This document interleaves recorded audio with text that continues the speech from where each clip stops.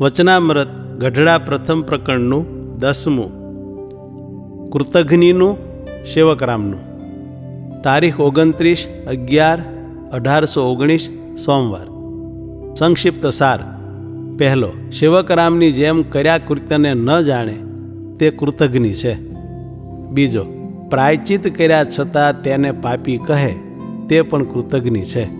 ત્રીજો, કૃતઘ્નિપણું મોટું પાપ છે. સ્વામિનારાયણ હરે, સ્વામિનારાયણ હરે. સંવત 1876ના માક્ષર સુધી 13ને દિવસ શ્રીજી મહારાજ શ્રી ગઢડા મધ્ય દાદા ખાચરના દરબારમાં વિરાજમાન હતા અને સર્વ શ્વેત વસ્ત્ર ધારણ કર્યા હતા અને પોતાના મુખારવિંદની આગળ પરમહંસ તથા દેશ દેશના હરિભક્તની સભા ભરાઈને બેઠી હતી. પછી શ્રીજી મહારાજ બોલ્યા છે, અમે વેંકટાદ્રીથી સેતુબંધ રામેશ્વર જતા હતા. ત્યાં એક સેવકરામ નામે સાધુ હતો. તે શ્રીમદ ભાગવતાદિક પુરાણને ભણ્યો હતો. તે માર્ગમાં ચાલતા માંદો પડ્યો.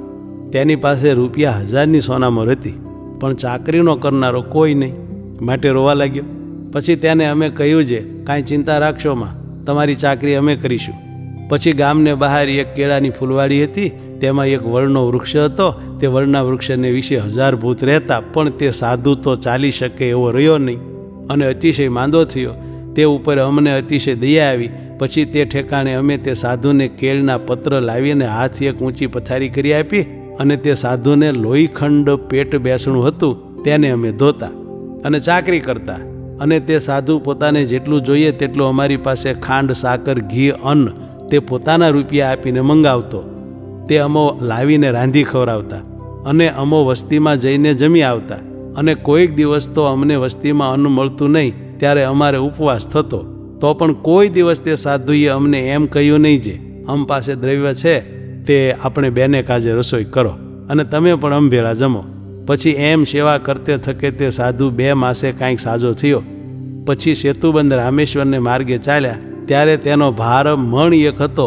તે અમારી પાસે ઉપડાવતો અને પોતે તો એક માળા લઈને ચાલતો અને દેહ પણ સાજો અને 1 શેર ઘી જમીને પચાવે એવો સમર્થ થયો. તો પણ ભાર અમારી પાસે ઉપડાવે અને પોતે અમથો ચાલે. અને અમારી પ્રકૃતિ તો એવી હતી જે ભાર નામે તો એક રૂમાલ પણ રાખતા નહીં. માટે તેને સાધુ જાણીને અમે એનો મણ એકનો ભાર ઉપાડી ચાલતા. એવી રીતે તે સાધુની અમે ચાકરી કરીને સાજો કર્યો, પણ તે સાધુએ અમને 1 પૈસા ભાર અન્ન આપ્યું નહીં. પછી અમે તેને કૃતઘ્નિ જાણીને તેના સંગનો ત્યાગ કર્યો.